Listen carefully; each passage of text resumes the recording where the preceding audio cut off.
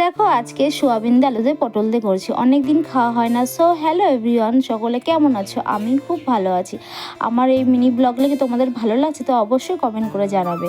দেখো আজকে নিরামিষ করব, সোয়াবিন দিয়ে আলু দিয়ে পটল দিয়ে। তো আমি মানে সোয়াবিন ভালো লাগে, অনেকদিন পর পর করলে বেশ ভালো, কিন্তু আমি অনেকদিন করি না। ঘরে মাছ ছিল কিন্তু আজকে মাছ রান্না করিনি, করবো না। আজকে পটল দিয়ে আলু দিয়ে সোয়াবিন দিয়ে করবো। তারপর দেখো এদিকে আমার রান্না বান্না কমপ্লিট হয়ে গেছে। যে আজকে চাল কুমড়ো ঘন্ট করেছে, এটা আমার ফেভারিট। আর এই যে সোয়াবিন আলু দিয়ে পটল দিয়ে করেছি। আর এই যে আমের চাটনি তো আমার থাকবেই, তো আমের চাটনি করেছি।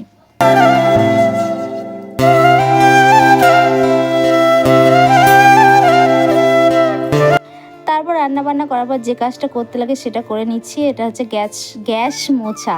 রান্নাবান্না করার পর তো গ্যাস মুছতেই লাগে। আর আমার না একটা অভ্যাস খারাপ আছে, মানে কিছু গ্যাসে যদি চাও করি না, সঙ্গে সঙ্গে গ্যাসটা মুছে ফেলি, মানে হাতে ছ্যাঁক লাগুক তাও ভালো, কিন্তু আমার গ্যাসটা পরিষ্কার পরিচ্ছন্ন থাকা দরকার।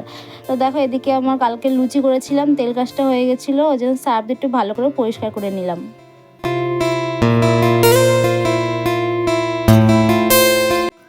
দেখো আজকের মতন আমার এই যে রান্না বান্নার কাজ শেষ। সবাইকে শুভ দুপুর।